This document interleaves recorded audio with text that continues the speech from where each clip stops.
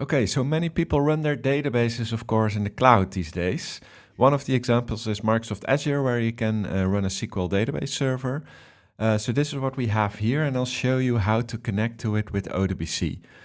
So it's a little bit more tricky than with a local database, for example, because Microsoft recommends to only allow Microsoft Entra authentication. But I can show you how to do this. We'll do it with a service principal. To create such a principal, we go to Microsoft Entra, then go to app registrations, and then we'll add a new app. We will call it AutoSQL service in this case, because we'll connect to with AutoSQL. We'll register, leave the rest to default. Here you'll see an application ID, a client ID, which we'll need later as a user. So we'll save this to a little notepad. Of course, you can better do this to your favorite password manager. Then we also need a password, which will be our secret. So we'll have to add that as well. Here we have our client secrets. We'll create a new one. We'll set it to 2 years, add it. Now we have it. This is actually the password. It will only show right after creation, so you'll have to copy it. And for now, I'll just put it in my notepad. Of course, again, it needs to be in your password manager. Now we have the credentials, so we can actually log in now. The only thing is that the database doesn't know the user yet.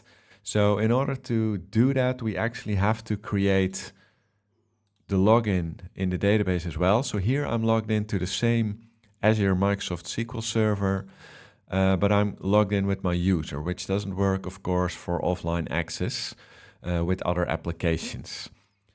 So I'm logged in. I'll create a new query on master, and then if you go actually to the page of autosql.net where it describes on how to do this, so this is the same process we're walking through now.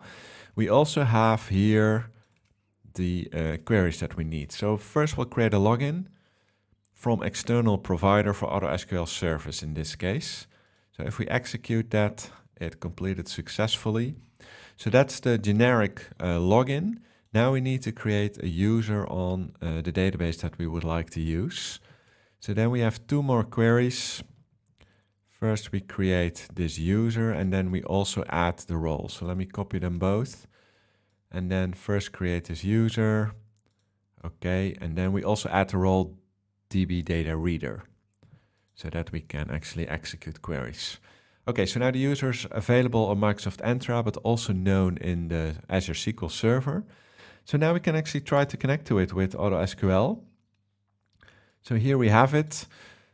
Very important is that you might have a SQL Server here already, but that's probably not the right ODBC version for this. I also have a 17, but you need as a minimal driver 18 to get the options that we need for Azure SQL Server.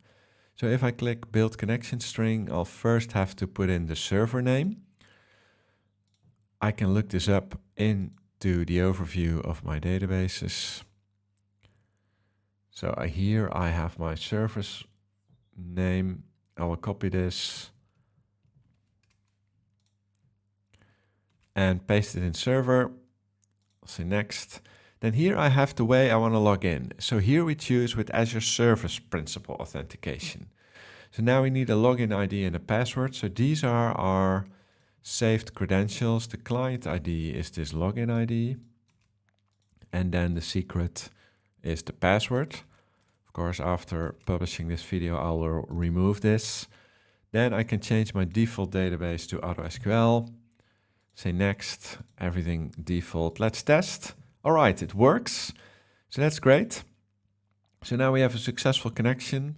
Let's run a test query to see if I actually get data. I do. So everything seems to work. So this is how to set up your connection with AutoSQL to an Azure SQL Server. All the rest of the setup in AutoSQL you can find in all the other videos that we have in the same channel. So have a look at those if you're curious.